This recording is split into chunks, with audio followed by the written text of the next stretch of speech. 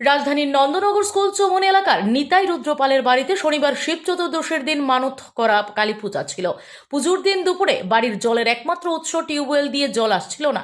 বাড়ির লোকজনেরা টিউবওয়েলের ওয়াশার নষ্ট হয়ে গেছে ভেবে সেটি খুলে তখন যার নামে এই কালী পুজো সে ঘটনাস্থলে এগিয়ে যায় এবং টিউবওয়েলের গর্তে সূর্যের আলোয় টিকনিক করা একটি বস্তু দেখতে পায়। বিষয়টি জেনে বাড়ির অন্যান্যরা টিউবওয়েলের গর্ত থেকে সেটি টেনে বের করেন। এটি একটি ব্রোঞ্জের কালী মূর্তি, উচ্চতা 5 ইঞ্চির মতো। সাথে সাথে তারা বাড়ির পুরোহিতকে খবর দেন এবং পুরোহিতের নির্দেশ মতো সেটি ধুয়ে ঠাকুর ঘরে এনে রাখেন। এদিন বাড়ির গৃহবধূ এই সংবাদ জানিয়েছেন। কালকে আমরা বাড়িতে পূজা করতে আসছিলাম আর কি, এমনিতে একটা মানসিক পুজো আসছিল, মানসিক পুজো করতাম লইছি। তখন পরশুদিন দিবস গেছে, শিব পূজা গেছে, সারাদিন ভালো হয়েছিল।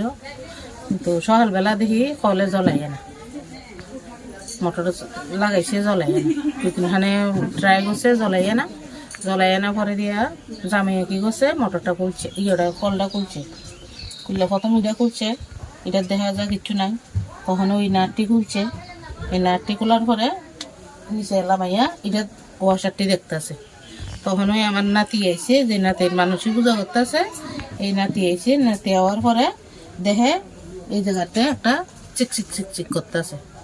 তখন হইতেছে বাবা ইয়ানি দিয়ে একটা কি চিকচিক করতেছে। এমনি ওই আমার এক বাইজি আইছিল, বাইজি খুলে টাইনিয়া হনর জনে টাইনিয়া খুলে ওইরা নিয়ে দেখাইতেছে, হয় দেখেন একটা মুক্তি পাইছি। তো না দেখাচ্ছে করে আমরা সবাই দেখিয়া জয় জোগাড় দিয়া নিয়ে আমার মন্দিরের যেতে মন্দির তোলা হয়েছে এনে নিয়ে রাখছি। তখন পুরোহিতরে ফোন করলাম, পুরোহিতে হয়েছে জয় জোগাড়ে সুন্দর করে তোমরা এনে রাখো, আমি আইয়া চান করামো দেখুন সুদম করে। তখন হালকে আপনার তো পূজার মা আইসে পরে দিয়ে তখন তাই নিয়ে আইয়া এটারও সুদম করছে, চান করাইছে। Bureau report, S Bharat live 24 hours.